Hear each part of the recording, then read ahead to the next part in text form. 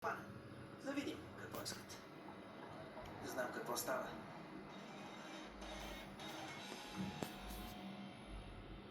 Шофьорска книжка за влекача? Да. И за ремаркето? Ако ги имаш определено. Да, имам. Ето тук.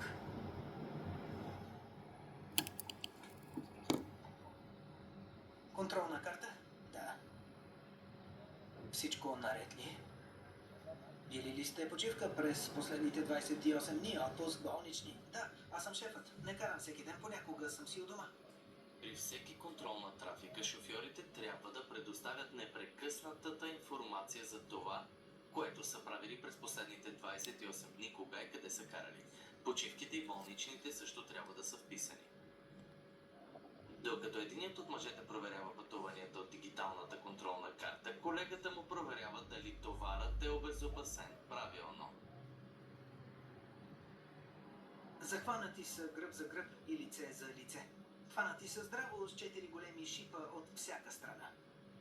Колко пъти завъртя това за пода? Не знам, този влекач е при нас от седмица. Под наеме. За пръв път карам макари. Трябваше да ми покажат как се обезопасяват. Подложки против изтъркуване и после да ги захвана. Да. Добре, следващия път ще бъде така. Трябваше да го знаете. Да, но когато караш нещо ново, сигурен съм, че имате семинар обезопасяване на товар, да? Да не си го проспал.